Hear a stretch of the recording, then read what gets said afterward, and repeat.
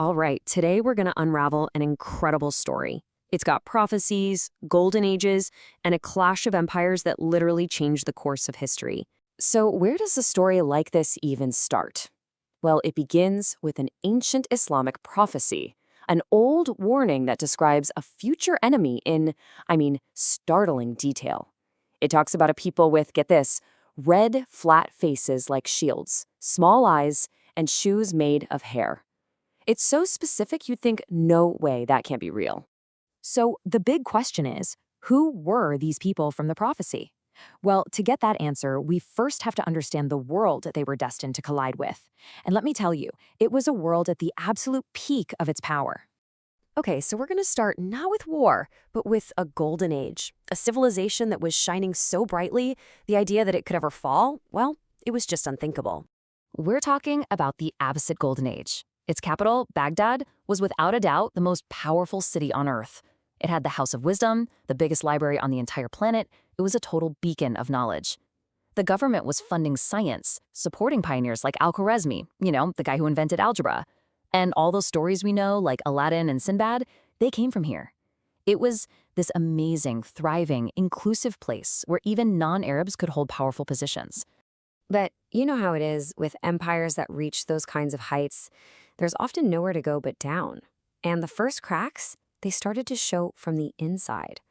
A powerful Turkic army, the Seljuks, got so strong that they basically took over military control. The Caliph, he was left as just a figurehead. You could feel the foundations of that whole golden age starting to shake. And when you've got divisions on the inside, you can bet someone on the outside is watching. They saw their chance. A holy city, one that had been held for centuries, was about to be lost. Yep, this internal weakness did not go unnoticed. Over in Europe, Christian leaders looked at the fractured Muslim world and thought, now's our chance. They launched a massive military campaign to reclaim the Holy Land. We're talking, of course, about the Crusades. And that brings us to the year 1099, a date that was about to send shockwaves through the entire civilization. For the first time in 450 years, Jerusalem was captured. It had been under Muslim rule for 4.5 centuries, and now it fell. And the conquest, it was brutal. Its people were massacred.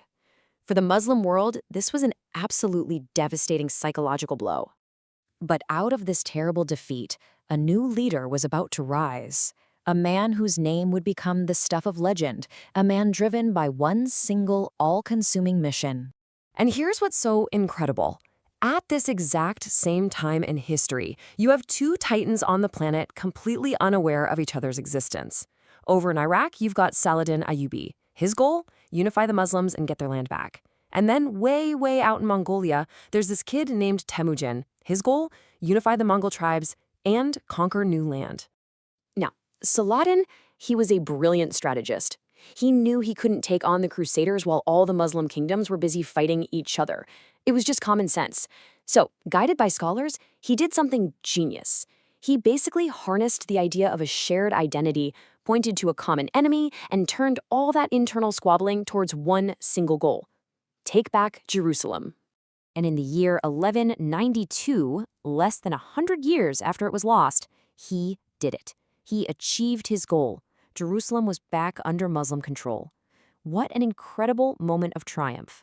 But just as one chapter of conflict was closing, another one, a much, much more terrifying storm, was gathering on the distant horizon.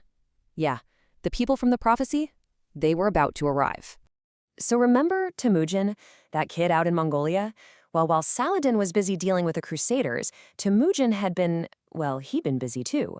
He violently united all the warring Mongol tribes, and they gave him a new name, a title that would echo through history with both fear and awe: Genghis Khan. So you gotta wonder, how did he build such an unbeatable army? Well, his discipline was just absolute and brutal. He set up this system where his armies were split into groups of 10, and the rule was simple. If one single soldier from that group of 10 tried to run away in a battle, the other 9 were executed right then and there.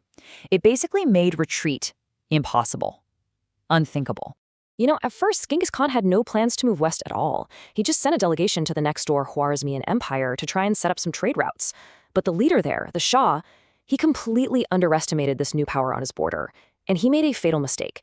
He had the Mongol ambassador executed. Now, in any culture, that's a huge deal.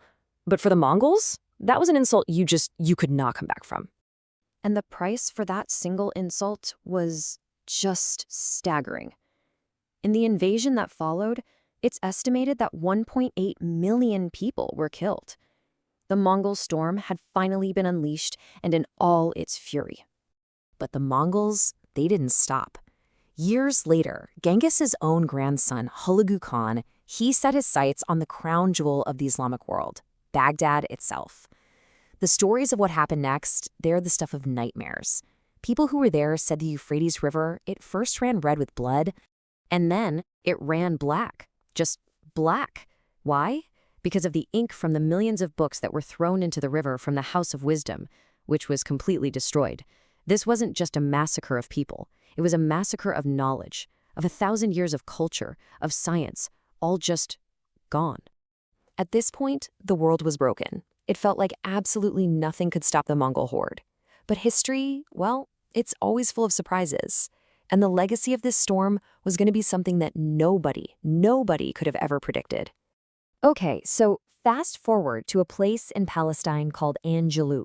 It means the spring of Goliath. And there, the impossible happened. An army of Egyptian Mamluks faced off against the Mongol army, and, for the very first time, they handed the Mongols a decisive, crushing defeat.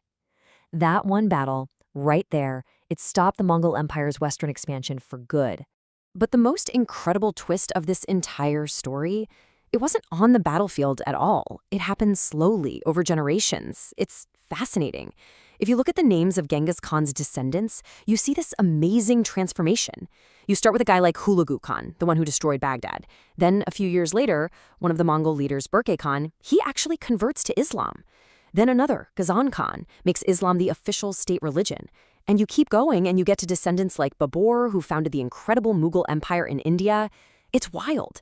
In the end, the conquerors ended up adopting the religion of the people they conquered. So, all of this brings us to one last really fascinating comparison.